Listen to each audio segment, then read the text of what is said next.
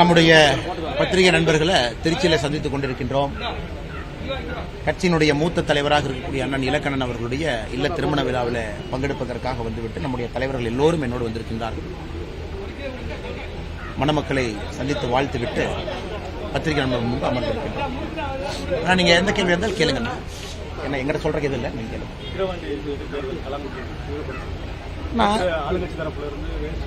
பார்க்கிறோம். ஆனா விக்கிரவாண்டியை பொறுத்தவரை நான் இன்னைக்கு விக்கிரவாண்டிக்கு போறோங்கன்னா, இன்னைக்கு நம்முடைய தேசிய ஜனநாயக கூட்டணியுடைய தலைவர்கள் எல்லோரும் அங்க இருக்கிறாங்க.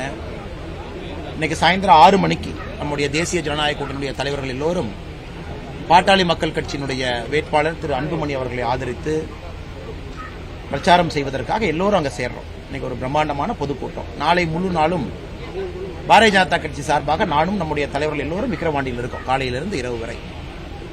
இன்னைக்கு நீங்க களத்தை பார்க்கும் பொழுது உங்களுக்கு தெரியும், எப்பொழுதுமே இந்த பை எலெக்ஷன் என்று சொன்னாலே ஆளும் கட்சியினுடைய அத்துமீறல் அதிகமா இருக்கும். பை எலெக்ஷனாவே அது அப்படித்தான். கிட்டத்தட்ட இந்தியாவில் 90% கிட்டத்தட்ட பை எலெக்ஷன்ல ஆளுங்கட்சி தான் ஜெயிக்கிறாங்க. காரணம், ஒரு தெருக்கு ஒரு அமைச்சர், கிட்டத்தட்ட இப்பவே 8-9 அமைச்சர்கள் அங்க இருக்கிறாங்க. இலவசங்கள் இப்பவே வெளியே வர ஆரம்பித்திருக்கிறது. பறக்கும் படை நேற்று முன்தினம் கூட வேட்டி சேலை எல்லாம் பிடிச்சிருக்கிறாங்க. அது திமுகவினுடைய சார்ந்த நபர்கள், வண்டியிலிருந்து வேற ஒரு இடத்திலிருந்து இல்லத்திலிருந்து. இது எல்லாமே மறுபடியும் தமிழகத்தில் ஒரு இடைத்தேர்தல் எப்படி நடத்தப்படக்கூடாது என்பதற்கு இலக்கணமா இருக்கு. அதையும் தாண்டி எங்களுக்கு நம்பிக்கை இருக்கு. இந்த முறை விக்கிரவாண்டியில நம்முடைய தேசிய ஜனநாயக கூட்டணி சார்பாக போட்டியிடக்கூடிய பாட்டாளி மக்கள் கட்சியினுடைய வேட்பாளருக்கு பாரதிய ஜனதா கட்சி தொண்டர்கள் எல்லாம் கடுமையாக பணி செய்து கொண்டிருக்கின்றார்கள். நிச்சயமாக வெற்றி வாய்ப்பு கிடைக்கும் என்கின்ற நம்பிக்கை எனக்கு இருக்கு. ஆனா இந்த விக்கிரவாண்டி இடைத்தேர்தலில் பாமகவுக்கு ஓட்டு போடாதீங்கன்னு அதிமுக வந்து பிரச்சாரம் பண்றாங்க. இது எப்படி பாக்குறீங்க? அதாவது ஒரு தேர்தலில் ஒரு கட்சி நிற்க வேண்டும் என்றால் தைரியமா அந்த கட்சி நிக்கணும். ஆனா இன்னைக்கு அந்த கட்சி நிக்காத ஒரு கட்சி வந்து இன்னைக்கு நாங்க நிற்கல ஒதுங்கிக்கிறோம் சொன்ன பிறகு அந்த கட்சி யாருக்கு ஓட்டு போடுங்க, யாருக்கு ஓட்டு போடாதங்க என்று பிரச்சாரம் பண்றதை நாமளும் பார்க்கிறோம், சமூக வலைதளத்திலாம் பார்க்கிறோம். அதையும் தாண்டி நான் ஏற்கனவே சொன்னது போலன்னா, அதை நான் பெரிய ஒரு பொருட்டாக எடுத்துக்கொள்ளவில்லை. காரணம், தேர்தலில் 3வது 4வது இடத்துக்கு வந்து விடுவோம் என்று தெரிந்துதான் அந்த குறிப்பிட்ட கட்சி நாங்கள் நிற்க மாட்டோம் என்று ஒதுங்கி இருக்கின்றார். இன்னைக்கு அவங்க பிரச்சாரம் பண்ணி இவங்களுக்கு ஓட்டு போட்டுறாதீங்க, இவங்க முதல்ல வந்துடக்கூடாது அப்படிங்கிறது அவங்களுடைய டெஸ்பரேட் மெஷர். அதாவது கடைசி கட்டத்தில் யாரும் கூட இன்னொரு கட்சி வந்துவிடக்கூடாது. நான் ஏற்கனவே சொல்லியிருக்கேன், ஏ டீம் பி டீம்னு சொல்லியிருக்கேன். ஸோ நீங்க சொன்ன அந்த கட்சி இன்னைக்கு பிரச்சாரம் பண்றாங்க, இவங்களுக்கு ஓட்டு போடாதீங்கன்னு சொல்றாங்கன்னா அவங்க ஏ டீமுக்கு சப்போர்ட் பண்றாங்க. அந்த ஏ டீம் என்கின்ற திமுக ஜெயிக்க வேண்டும் என்பதற்காகத்தான் பி டீம் என்கின்ற அனைத்து இந்திய அண்ணா திராவிட முன்னேற்ற கழகம் ஒதுங்கி இருக்கின்றார்கள் என்பது விக்கிரவாண்டி இடைத்தேர்தல் பிரச்சாரத்தில் மற்றும் ஒரு முறை அது நிரூபணமாகிறது. எதிரொலிக்கணும். ஆனா எதிரொலிக்குமா அப்படிங்கிறது உங்களுக்கு தெரியுங்கன்னா, எப்பொழுதுமே தேர்தல் முடிந்து வாக்கு எண்ணும் போது நமக்கு தெரியும், ஏன் மக்கள் ஒரு மாதிரி ஓட்டு போட்டாங்க, இப்படியே போட்டாங்க அப்படியே போட்டாங்க. எதிர் ஒலிக்க வேண்டும் என்பது எங்களுடைய விருப்பம். அதை மக்கள்கிட்ட பேசுறோம், மக்களும் மனதில் வச்சிருக்கிறாங்க. ஏன்னா ஒரு சாதாரண கள்ளச்சாராய சாவு என்று சொல்வதை விட இது ஒரு கள்ளச்சாராய கொலை என்றுதான் பார்க்க வேண்டும். கொலை ஏன்னா கொலை பண்ணிருக்காங்க. ஒரு பக்கம் டாஸ்மார்க்ல அடிக்ஷன், இன்னொரு பக்கம் மலிவு வழியில கள்ளச்சாராயம் கிடைக்குது. இரண்டும் ஒரே இடத்தில் நடக்கும் பொழுது அரசனுடைய தன்மைதான், அரசனுடைய செயலில்லாத தன்மைதான் இன்னைக்கு கள்ளச்சாராய சாவுகள் இவ்வளவு சாவுகளை ஏற்படுத்தி இருக்கு. அதனால இன்னைக்கு மக்கள் இதெல்லாத்தையும் பாக்குறாங்க, பேசுறாங்க, அதை உன்னிப்பா கவனிக்கிறாங்க. சோ இடைத்தேர்தல் ஒரு எம்எல்ஏனால ஆட்சி மாற போறது இல்லைங்கண்ணா. பட் இடைத்தேர்தல் ஒரு மெசேஜ். இடைத்தேர்தல் இவங்க ஜெயிச்சிட்டாங்க, பாட்டாளி மக்கள் கட்சி ஜெயிச்சிருச்சு, தேசிய ஜனநாயக கூட்டணி சார்பாக பிஎம்கே ஜெயிச்சிட்டாங்க, இதனால ஆட்சி மாறப்போவது கிடையாது. ஆனா மக்கள் சொல்லக்கூடிய மெசேஜ் அது. மக்களுடைய அதிருப்தி ஒரு இடைத்தேர்தல் மூலமாக வெளிப்பட வேண்டும் என்பது எங்களுடைய விருப்பம். ஆனா இடைத்தேர்தல் அதே நேரத்தில் நியாயமான முறையிலும் நடத்தப்பட வேண்டும், அதுவும் எங்களுடைய வேண்டுகோள். இது நடக்கும் என்று நம்புகின்றோம். எல்லாருக்கும் அவருடைய கருத்து இருக்கு. அவருக்கு அவருடைய கருத்து சுதந்திரம். அரசியலுக்கு வர்றாங்க, மக்கள் முன்னாடி நடிகர் விஜய் அவர்கள் அவருடைய கருத்தை வைக்கட்டும். வரணும், அது 2வது வரங்கண்ணா. சோ நீட்ட தேவை பொறுத்தவரை அவருடைய கருத்து என்ன இருக்கோ அதை சொல்லட்டும். அது உதாரணத்துக்கு தேசிய ஜனநாயக கூட்டணிக்குள் இருக்கக்கூடிய பாட்டாளி மக்கள் கட்சிக்கும் நீட்டை பற்றி மாற்று கருத்து இருக்கு. அது ஒரு ஆரோக்கியமான அரசியல்ல எல்லா கருத்துக்களும் இருக்கட்டும், அதை பத்தி பிரச்சனை இல்லை. அதே நேரத்தில் பாரதிய ஜனதா கட்சி நீட்டினுடைய எங்களுடைய ஆதரவு இன்னும் வலிமையாக நாங்கள் வைத்திருக்கின்றோம். காரணம், ஸ்டாட்டிஸ்டிக்ஸ் நம்பர், நீட்ல யாரெல்லாம் பாஸ் ஆயிருக்கிறாங்க, எத்தனை பேர் போயிருக்காங்க, நீங்க பாத்தீங்கன்னா நம்பர் பொய் சொல்ல போறது இல்லை. அதனால நாங்க ஆதாரத்தின் அடிப்படையில் நீட்டை சப்போர்ட் பண்றோம். ஆதாரத்தின் அடிப்படையில் நீட் யாருக்கும் எதிரானது இல்லை என்பது 2016 ஒரு ஆண்டும் கூட புரிவாது. 2000 இந்த வருஷம் எடுத்துக்கங்க, 59% pass mark, highest pass percentage இந்த last 5 years. All India toppers தமிழ்நாட்டிலிருந்து. போன ஆண்டை போல இந்த ஆண்டும் அதிகமாக நீட் மாணவர்கள் அரசு பள்ளியிலிருந்து அரசு மருத்துவக் கல்லூரிக்கு போக போறாங்க. நாங்க திரும்ப திரும்ப கேட்கறது, இன்னைக்கு சட்டப்பேரவையில் 2-3 முறை திராவிட முன்னேற்ற கழகத்தினுடைய அரசு நீட்டை எதிர்த்து தீர்மானம் கொண்டு வந்திருக்காங்க. ஒரு வெள்ளை அறிக்கை கொண்டு வரதுக்கு என்ன பிரச்சனை தான் நாங்க கேட்கிறோம். தீர்மானம் கொண்டு வரும் பொழுதே நீட்டுக்கு 10 ஆண்டுகள் முன்பு, நீட்டு வருவதற்கு 10 ஆண்டுகள் முன்பு எத்தனை பேர் அரசு மருத்துவக் கல்லூரிக்கு தனியார் மருத்துவக் கல்லூரிக்கு போனாங்க, யாரு, ஒரு டேட்டா. நீட் வந்த பிறகு எத்தனை பேர் போனாங்க. நீட் 2016 கிட்டத்தட்ட உங்களுக்கு வந்து 15-16 பாத்தீங்கன்னா 10 வருஷம் ஆயிடுச்சுங்கண்ணா. இந்த 10 ஆண்டுகளுக்கான டேட்டா, இதுக்கு முன்பு 10 ஆண்டுகளுக்கான டேட்டா கொடுத்தா பிரச்சனை முடிஞ்சுதேனா? இல்லைங்க, இங்க பாருங்க, டேட்டாவை பாருங்க. நீட் வந்த பிறகு சரியில்லை, ஓபிசி சமுதாயம் போல, எஸ்சி எஸ்டி சமுதாயம் போல, பிற்படுத்தப்பட்ட மக்கள் போகல, பழங்குடியின மக்கள் போல அப்படின்னு கொண்டு வாங்க. இல்லை, அந்த டேட்டா நமக்கு இருக்கு. இல்லை, இதை மாநில அரசு டேட்டாவே கொடுக்காம வண்டி ஓட்டிட்டு இருக்காங்க. அதனால ஒரு அரசியல் கட்சி தலைவர்கள் தங்களுடைய சொந்த கருத்தை, தங்களுடைய கருத்தை சொல்லும் முன்பு எப்பவுமே ஒரு சயின்டிபிக் பேசிஸ்ல ஒரு கருத்து சொன்னாங்க அப்படின்னாங்கன்னா அந்த அரசியல் நிலைத்திருக்கும். இன்னைக்கு தமிழ்நாட்டில் பாரதிய ஜனதா கட்சி எதிர்த்து பேச வேண்டும் என்பதற்காக இந்த நீட் எதிர்ப்பு அப்படியே வச்சு வண்டி ஓட்டிட்டு இருக்காங்க. இந்த நீட் எதிர்ப்புக்கு எத்தனை பொய் சொன்னாங்க. ஒரு கையெழுத்துல நீக்கிடுவோம், இப்படி நீக்கிறோம், அப்படி நீக்கிறோம். இந்தியாவில் எல்லா இடத்திலும் இதுவரை நீட்டை ஏத்துக்கிட்டாங்க. இன்னைக்கு பாரதிய ஜனதா கட்சி எதிர்க்க வேண்டும் என்கின்ற ஒரே காரணத்திற்காக மம்தா பானர்ஜி நீட்டை எதிர்க்கிறாங்க. ஆனா மம்தா பானர்ஜி அவர்கள் 7 ஆண்டுகளா நீட் எதிர்க்கலையே. 2017 மம்தா பானர்ஜி எதிர்த்தாங்களா, 18 எதிர்த்தாங்களா, 19 எதிர்த்தாங்களா? இன்னைக்கு இந்தி கூட்டணி திமுக எதிர்க்குது, பிஜேபி எதிர்ப்பதற்கு நீட் ஒரு ஆயுதமா பயன்படுத்தலாம் அப்படிங்கறதுக்காகத்தான் மம்தா பானர்ஜி எதிர்க்கிறாங்க. இன்னைக்கு இரண்டாவது, இப்ப நீங்க சொன்னீங்க நடிகர் விஜய் அவர்கள் ஒன்றிய அரசு அப்படின்னு சொல்லியிருக்காங்க. அண்ணா, நாங்கள் தெளிவாக இருக்கின்றோம். யார் என்ன வேண்டுமானாலும் சொல்லிக் கொள்ளட்டும். இந்தியாவுடைய அரசியலமைப்பு என்ன, கட்சிகள் எல்லாமே 2021 முன்னாடி ஒன்றியங்கிற வார்த்தை வந்துச்சா? இல்லை. ஆனா இன்னைக்கு விஜய் அவர்களும் கூட திமுக சார்ந்த அரசியல் நான் கையில் எடுக்க போறேன்னா மோஸ்ட் வெல்கம், நோ ப்ராப்ளம். திமுக சார்ந்த அரசியல் கையில் எடுத்தாங்கன்னா பாரதிய ஜனதா கட்சி மட்டும் தனித்திருக்கும். எங்களுக்கு அது சந்தோஷம். ஏன்னா எங்களுடைய இடத்துல நாங்க விளையாட போறோம். விஜய் அவங்களும் திமுக எடுத்திருக்கக்கூடிய அப்படியே அந்த கொள்கை முடிவை சார்ந்து போறாங்க, போகட்டும், சந்தோஷம். திமுக அங்கேயே இருக்கட்டும், போட்டு சந்தோஷம். அதிமுகவும் அந்த பக்கம் இருக்கிறாங்க, சந்தோஷம்னா எங்களுடைய அரசியல் இன்னும் எளிமையாகுது. பாருங்க, பெரும் தலைவர்கள் இருக்கிறாங்க. இன்னைக்கு பாரதிய ஜனதா கட்சியினுடைய அரசியல் மட்டும் தனித்திருக்கு. அது எங்களுக்கு இன்னும் சந்தோஷம். 4 முனை போட்டியாக வரும்பொழுது தமிழகத்தில் 25% ஓட்டு வாங்கினா எம்எல்ஏ ஆயிரலாம். அதான் 2024 தேர்தலுடைய தாக்கம். அப்ப பாரதிய ஜனதா கட்சி சித்தாந்தம் மட்டும் தனித்திருக்கும். இங்க இருக்கக்கூடிய எல்லா கட்சிகளும் ஒன்றிய அரசு, எல்லா கட்சிகளும் நீட் எதிர்ப்பு, எல்லா கட்சிகளும் இப்படியே, எல்லா கட்சிகளுக்கும் இருமொழி கொள்கை, எல்லா கட்சிகளும் அப்படி இருக்கட்டும். அவங்க மிச்சம் இருக்கக்கூடிய 40% ஓட்டை பிரிச்சுக்கிட்டோம். ஆனா தமிழகத்தில் எத்தனையோ சதவீத மக்கள் இன்னைக்கு 3 மொழி வேணும்னு கேட்கிறாங்க. 3வது மொழி எனக்கு பிடித்த மொழி வேண்டும் என்று கேட்கின்றார். அது இந்தியா இருக்கட்டும், கன்னடமா இருக்கட்டும், தெலுங்கா இருக்கட்டும். தமிழ்நாட்டில் எத்தனையோ மக்கள் நீட் வேண்டும் என்று சொல்கின்றார். அவங்க எல்லாம் பாரதிய ஜனதா கட்சியின் பக்கம் தான் வரப்போறாங்க. அதனால் இது எங்களுடைய அரசியலுக்கு இன்னும் பலமாக நான் பார்க்கின்றேன். விஜய் அவர்களாக இருக்கட்டும், தொடர்ந்து திமுக சார்ந்த கொள்கைகளை அவர்கள் எடுக்க எடுக்க எடுக்க தமிழகத்தில் பாரதிய ஜனதா கட்சிக்கு உட்பட்ட எங்களுடைய வாக்கு, எங்களுடைய அங்கீகாரம் இருக்கக்கூடிய மக்களுடைய எங்கள் மேல் வைக்கக்கூடிய நம்பிக்கை எங்களுக்கு அது ஆதரவா வந்துகிட்டு தான் இருக்கும். அதனால் இது அரசியல் கட்சி தலைவராக நீங்க விஜயோட கமெண்ட் என்னன்னு கேட்டீங்கன்னா நான் வரவேற்பேன்னு தான் சொல்லுவேன். ஏன்னா எங்களுடைய அரசியலுக்கு அது நல்லது, அது எங்களுடைய கட்சி வளர்ச்சிக்கு அது நல்லதுதான். ஆனால் ஒரு சாதாரண மனிதனாக அந்த கருத்தை பார்த்தீங்கன்னா அது சரியில்லாத கருத்து என்று சொல்லுவேன். இன்னும் கொஞ்சம் சயின்டிபிக் டேட்டாவை பார்த்து அவங்க சொன்னாங்கன்னா, பேசினாங்கன்னா சிறப்பாக இருக்கும் என்பது எங்களுடைய கருத்துங்கண்ணா. என்ன மோடி சொல்லுங்கண்ணா.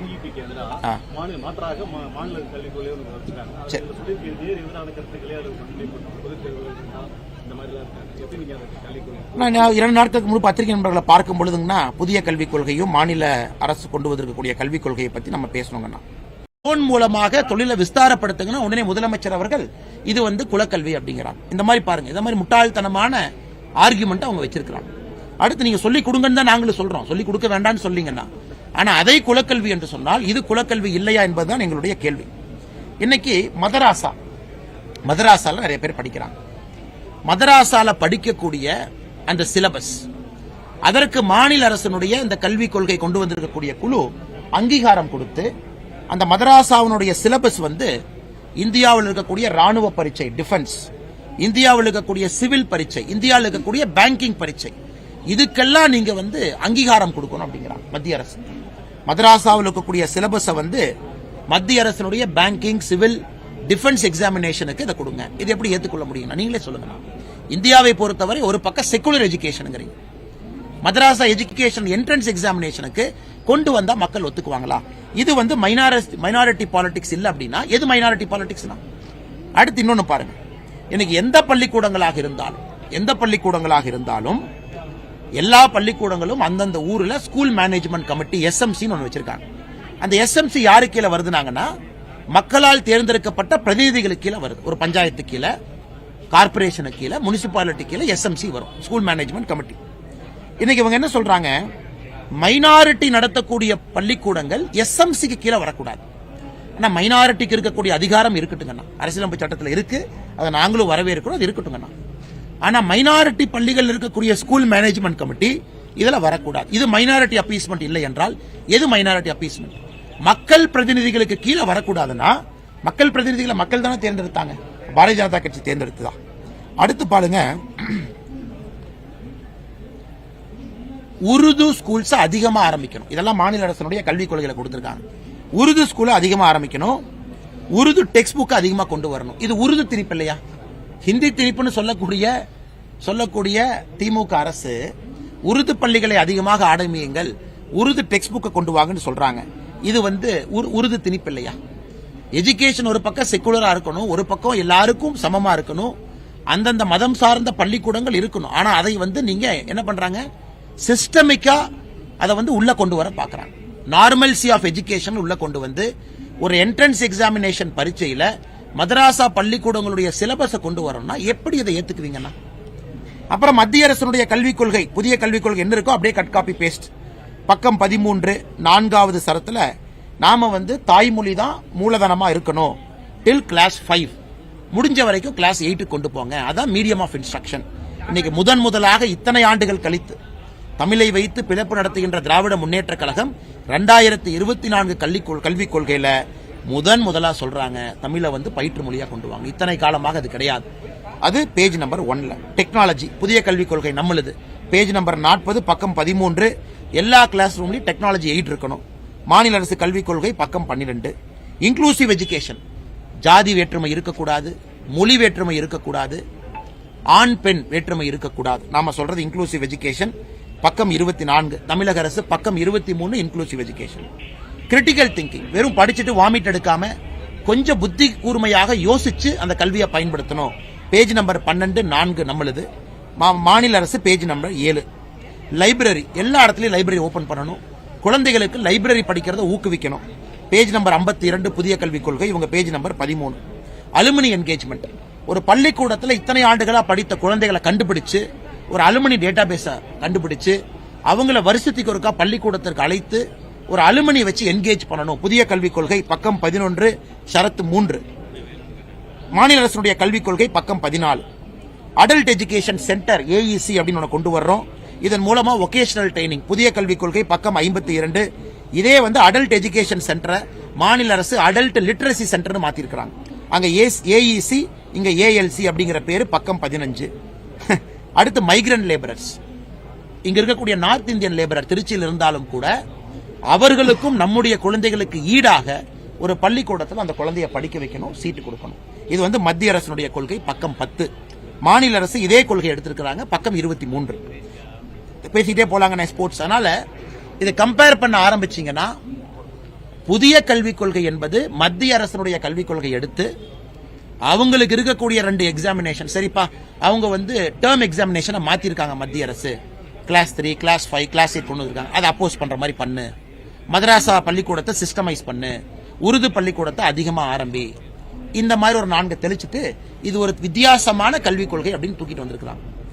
இதுல இன்னைக்கு குழந்தை ஃபர்ஸ்ட் கிளாஸ் எக்ஸாம் எழுது, இன்னைக்கு குழந்தை செகண்ட் கிளாஸ் எழுதுது. திமுக 5 முறை முதலமைச்சர்களாக இருந்திருக்கிறாங்க. கலைஞர் கருணாநிதி அவர்கள் 5 முறை இருக்கிறாங்க, 6வது முறை ஸ்டாலின் ஐயா இருக்கிறாங்க. இத்தனை காலமா ஃபர்ஸ்ட் எக்ஸாம் பாஸ் பண்ணா தான் செகண்ட் பாஸ் பண்ணா தேர்டு, இப்படிதான் வண்டி 5 வருஷமா ஓட்டிட்டு இருந்தாங்க. முதலாக மோடி அவர்கள் வந்துதான் ஃபர்ஸ்ட் செகண்ட் தேவையில்லை, தேர்டுக்கு போலாம், 4th 5th தேவையில்லை, 6th போலாம், இது தேவையில்லை, 8th போலாம் நாங்க சொன்னதை அப்படியே அவங்க எடுத்துட்டு வந்து ஐயோ நாங்களும் பரீட்சையெல்லாம் வைக்க மாட்டோம் அப்படி இத்தனை வருஷமா ஏன் சொல்லல? 5 முறை நீங்கள் ஆட்சியில் இருந்த போது சொல்லியிருக்கலாமே, 5 முறை ஆட்சியில் இருக்கும் பொழுது தமிழ் பயிற்று மொழின்னு சொல்லியிருக்கலாமே. அது ஏன் புதிய கல்விக் கொள்கை வந்ததுக்கு அப்புறம் அதுவும் 4 வருஷம் கழிச்சு இதை கொண்டு வர்றீங்க? இன்னைக்கு மதராசா பள்ளிக்கூடத்தினுடைய syllabus defence civil banking examination தமிழக மக்கள் ஏத்துக்கிறீங்களா? நாங்க வைக்கக்கூடிய கேள்வி. திமுக கூட்டணியில் இருக்கக்கூடிய கட்சிகள் நீங்க ஏத்துக்கிறீங்களா? அப்ப அந்த சிலபஸ் படிக்காம ஒரு பையன் போறானா, அதுல வர்ற 2 கேள்விகள் இந்த பையனுக்கு தெரியலனா இந்த தம்பியை போய் மதராசா பள்ளியில போய் படிச்சுவாங்க சொல்லாமா? இதெல்லாம் ஏத்துக்குவீங்களா? இது ஒரு மைனாரிட்டி அப்பீஸ்மெண்ட் இல்ல அப்படின்னா எது மைனாரிட்டி அப்பீஸ்மெண்ட்? அதனால் பத்திரிகை நண்பர்களுக்கு எங்களுடைய அன்பான வேண்டுகோள், மாநில அரசினுடைய கல்விக் கொள்கையை இன்னும் மக்கள் தீர்க்கமா பார்க்கணும்.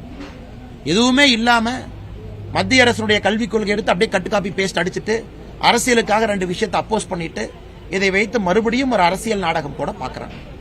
ஆனா இப்ப முன்னாள் அமைச்சர் ஜெயக்குமார் உங்களை பத்தி ஒரு கருத்து சொல்லியிருக்காரு. சொல்லுங்க. போய் லண்டனுக்கு போய் தான் படிக்கணுங்கிற அவசியம் இல்ல, காமராஜர், எம்ஜிஆர், கருணாநிதி போய் லண்டனுக்கு போய் படிச்சாங்களா? ஆமாங்க கேட்டிருக்காரு. அது மட்டும் இல்லாம உங்களை சஸ்பெண்ட் பண்ணி வச்சிருக்காங்க 6 மாசம், அது மாதிரி எங்களுக்கு தகவல் வருது. அது தெரியாம ஒரு கருத்து சொல்லிட்டு இருக்காரு போராடம்ல அப்படின்னு சொல்றாரு. ஆனா அரசியல்ல படிக்காம இருந்தா எப்படி இருப்பீங்கன்னா ஜெயக்குமார் அவர்கள் உதாரணம். அரசியல் யாரோ பூந்துட்டு ஒரு வெள்ளை வேட்டி சட்டையை கட்டிக்கிட்டு யாரோ வாழ்க, இவர் நாமம் வாழ்க, அந்த நாமம் வாழ்கன்னு சொல்லிட்டு தமிழ்நாட்டில் பாதி பேர் சுத்திட்டு இருக்காங்க. அவங்கனாலதான் இந்த அரசியலுக்கு பீடையே பிடிச்சிருக்கு. இந்த அரசியல் ஏன் கெட்டு குட்டிச்சுவரா இருக்குன்னா, இந்த தலைவர்களுடைய பெயரை சொல்லி நாமம் போட்டுக்கொண்டு கரைவேட்டியை கட்டிக்கொண்டு 1980 90க்கு தலைவர்கள் போட்ட ஓட்டை வாங்கி இன்னும் அதிமுக என்கின்ற கட்சி உயிரோடு இங்க இருக்கு. இன்னைக்கு அந்த கட்சியினுடைய அழிவுக்கு பல பேர் காரணம்னா ஜெயக்குமார் அவர்கள் முதல் காரணம். சொந்த ஊரு, அமைச்சரா இருந்தாரு, தென் சென்னை கோட்டையினார், சொந்த பையன் டெபாசிட் இழந்துட்டார். அவரெல்லாம் பேசலாமா? அவரெல்லாம் மீடியா முன்னாடி பேசலாமா? பாரதிய ஜனதா கட்சியினுடைய வேட்பாளர் ஜெயக்குமார் அவர்களுடைய சொந்த பையனை, இத்தனைக்கு எங்க வேட்பாளர் அமைச்சரா இருந்தாங்களா? எங்க வேட்பாளர் அந்த பகுதியில் எம்எல்ஏவா இருந்தாங்க? எங்க வேட்பாளர் எதுவுமே இல்லை.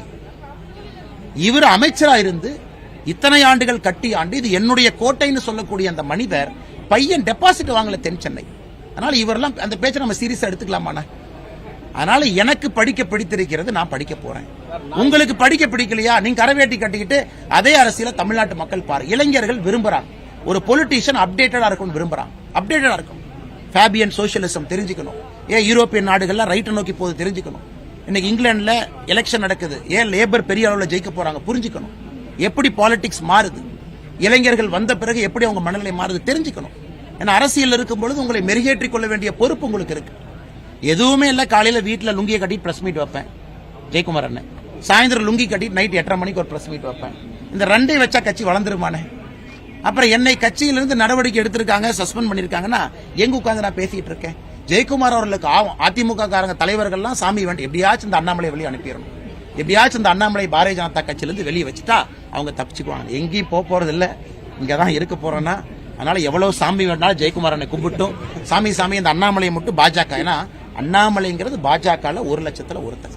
இந்த அண்ணாமலை போனா அடுத்து குப்சாமியோ ராமசாமியோ இன்னொரு சுந்தரோ என்னை விட இன்னும் 10 மடங்கு சிறப்பா செய்யத்தான் போறாங்க, அல்லது மாலினியோ நல்லினியோ இன்னொரு அக்கா செய்யத்தான் போறாங்க. அதனால அந்த ஒரு அண்ணாமலை வெளியே போயிட்டா அதிமுக இழந்த இடத்தை பிடிச்சிடலாம்னு லுங்கியை கட்டிட்டு எத்தனை பிரஸ் மீட் கொடுக்கட்டும். ஒரு பிரஸ் மீட்டும் அதிமுக அழிந்து கொண்டிருக்கிறது என்பது தொண்டர்களுக்கு தெரியும், அதிமுக தொண்டர்களுக்கு தெரியும். முனுசாமி அண்ணனும் ஜெயக்குமார் அண்ணனும் ஒரு பிரஸ் மீட் பேசினா பிஜேபிக்கு 1% ஓட்டு இந்த பக்கம் அதிகமாகும். அதனால அவங்க நிறைய பேசணும், நிறைய அது மாதிரி செஞ்சுக்கிட்டே இருக்கணும். அப்பதான் எங்க கட்சி இன்னும் வேகமா வளரும். அதுக்கு பதில் கொடுத்திருந்தாங்கன்னா சு வெங்கடேசன் அவர்களுடைய கமெண்ட், செங்கோல் என்பது ஒரு கொடுங்கோல் ஆட்சியினுடைய சாட்சி, அந்த புறத்துல பெண்களை அடிமைப்படுத்தி வைத்திருந்தார்கள் செங்கோல் பிடித்த அரசர்கள் அப்படின்னு. ஆனா மதுரை மேயருக்கு சு வெங்கடேசன் அவர்களும் அண்ணன் பிடிஆர் அவர்களும் சேர்ந்து செங்கோலை பரிசா கொடுக்கறாங்க. அந்த போட்டோவை போட்டு என்னையும் அப்படி பேசுறீங்க, பார்லிமெண்ட்டுக்கு வெளியே செங்கோல் வேணும், ஆனா பார்லிமெண்ட்டுக்குள்ள செங்கோல் வேண்டாம்னா அதற்கு ஒரு புது இலக்கணத்தை வெங்கடேசன் கொடுத்திருந்தாங்க. அதற்கு நேற்று நான் பதில் சொல்லியிருந்தேங்கண்ணா. அதாவது சு வெங்கடேசன் அவர்கள் ஒரு அற்புதமான ஒரு கதையாசிரியர், நாவலாசிரியர், சரித்திரத்தை பார்க்கக்கூடிய பார்வை அவருக்கு நல்ல பார்வை. அவருடைய எல்லா கதைக்களத்திலும் பாத்தீங்கன்னா காலம் தான் கதாநாயகன். சு வெங்கடேசன் அவருடைய கதையில காலம் ஒரு கதாநாயகனா இருக்கும். இன்னைக்கு அந்த காலம் என்ன பண்ணிடுச்சுனாங்கன்னா, இந்த கம்யூனிஸ்ட் கட்சியை உருட்டி உருட்டி உருட்டி கொண்டு ஒரு டெபாசிட் இல்லாத கட்சியை உட்கார வச்சிருக்கு. அதனால அங்கேயே உட்கார்ந்து கொண்டு மக்களுக்கு தேவையில்லாத சிந்தனைகளை இன்னும் பேசிக் கொண்டிருக்கின்றார். மக்களுக்கு தேவையே இல்லாத சிந்தனையை இன்னும் பேசுறாங்க. அதனால் அவர்கள் செங்கோல் பிடிக்காதுன்னா எதுக்கு அந்த செங்கோலை தொட்டாங்க? அந்த செங்கோலை எதற்கு மதுரை மேயர் கையில கொடுத்தாங்க? எதற்கு பாராளுமன்றத்தில் செங்கோலை பற்றி அவமரியாதையாக பேச வேண்டும்? திருவள்ளுவர் அவர்கள் செங்கோலுக்கு 10 குறள் ஒரு அதிகாரம் வச்சிருக்காரு, செங்கோன்மை. திருக்குறள் ஒரு அதிகாரமே இருக்கு, செங்கோன்மை 10 குறள் இருக்கு. அப்ப திருவள்ளுவரை முட்டாளுங்கிறாரா? அப்ப திருவள்ளுவரையும் கொடுங்கோல் என்று சொல்லுகின்றாரா? அப்ப திருவள்ளுவரும் இது போல பெண்களுடைய உரிமையை பறித்தார் என்று சொல்லுகின்றாரா? அதனால் சு வெங்கடேசன் அண்ணன் அவர்களுக்கு அவர் மீது எங்களுக்கு எழுத்தாளராக மதிப்பு இருந்தாலும் கூட ஒரு கம்யூனிஸ்ட் கட்சி தலைவராக அவர் பேசக்கூடியது முற்றிலும் பொய்யாக இருக்கிறது.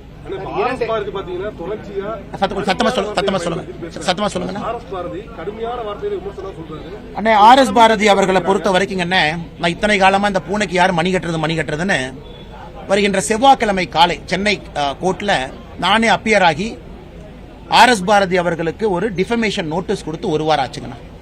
அவர் என்ன சொல்லியிருந்தாருன்னா, கள்ளக்குறிச்சியில கள்ளச்சாராய சாவு காரணம் அண்ணாமலையாமா. ஏன்னா பாண்டிச்சேரியில் நான் கள்ளச்சாராயம் காட்சி அதை கள்ளக்குறிச்சிக்குள்ள டிரான்ஸ்போர்ட் பண்ணி திமுக அரசுக்கு கெட்ட பேர் வர வேண்டும் என்பதற்காக நானே அந்த ஹோஸ் பாட்டில் வச்சு அவங்க வாயில ஊத்தி அவங்க இறந்து போனதுக்கு அப்புறம் ஹாஸ்பிட்டல் அட்மிட் பண்ணிருக்கேன்னு ஒரு பேட்டி கொடுத்தார். அதுக்கு நோட்டீஸ் கொடுத்து 1 கோடி ரூபாய் கேட்டிருந்தேன். அந்த 1 கோடி ரூபாயும் கள்ளக்குறிச்சியில மதுவினால் சீரழிந்த குடும்பம் மறுவாழ்வு மையத்துக்கு நான் கொடுக்க போறேன். அதற்கு அவர் பதில் கொடுக்காத காரணத்தினால வருகின்ற செவ்வாய்க்கிழமை காலையில சென்னை கோர்ட்ல இந்த டிஃபமேஷன் கேஸை அடுத்த கட்டத்துக்கு எடுத்துட்டு போய் இதை கேஸா நான் ஃபைல் பண்ண போறேன். நானே பர்சனல் அப்பியர் ஆகி செவ்வாய்க்கிழமை காலையில் இது நடக்கும். இது ஆர்.எஸ். பாரதி அவர்கள் மீது ரொம்ப நாளைக்கு அப்புறம் யாரோ போடக்கூடிய முதல் வழக்கு. இது எங்க போய் முடியுதுன்னு பாக்கலாங்க. இந்த டிஃபமேஷன் கேஸை லாஜிக்கல் எண்டுக்கு நான் எடுத்துட்டு தான் போறேன். இது விட போறது இல்லை. ஏன்னா இந்த மனுஷனை யாரும் இது செய்யாதனால அடுத்து நான் மைக்க பிடிச்சு இன்னொன்னு சொல்றாரு, நாய் கூட பிஏ வாங்கலாமா, அந்த பிஏ வாங்கினா மரியாதை இல்லையாமா, நாய் கூட வாங்கலாமா அப்படின்னு இவங்க நினைக்கிறாங்கன்னா அந்த பிஏ வாங்குறது உதயநிதி ஸ்டாலின் மாதிரி அண்ணா யூனிவர்சிட்டிக்கு போகாம எங்கேயோ பரிச்சு எழுதி வாங்குறது, டிகிரியே இல்லாம இவங்க பாட்டு டிகிரி வாங்குறது. இங்க பிஏ படிக்கிறவங்களா கஷ்டப்பட்டு டவுன் பஸ்ல போய் ஏறி இறங்கி வெயில் நடந்து ஏதோ ஒரு ஜெராக்ஸ் கடையில் புக்கை ஜெராக்ஸ் போட்டு அதை கஷ்டப்பட்டு படிச்சு அந்த குடும்பத்தில் முதல் தலைமுறையா டிகிரி படிச்சு உருண்டு பிறண்டு படிக்கிறவங்க எல்லாம் நாயாமா. ஆனா இவங்க மாதிரி எங்கேயா டிகிரி வாங்கியிருக்காங்க யாருக்கு தெரியாது. உதயநிதி ஸ்டாலின் எந்த காலேஜுக்கு போனாலும் யாருக்கு தெரியாது. அவர் எக்ஸாம் எழுதின யாராச்சும் பாத்தீங்களா? யாருக்கும் தெரியாது. இல்ல ஸ்டாலின் ஐயா எங்க போய் படிச்சாரு? யாருக்கும் தெரியாது. ஆனா இந்த கட்சியை சார்ந்தவர்கள் மேடையில மைக் எடுத்து இந்த மாதிரி பிஇ வாங்கினவங்க நாய். அதனால தொடர்ந்து பேசிட்டே இருக்காங்கண்ணா.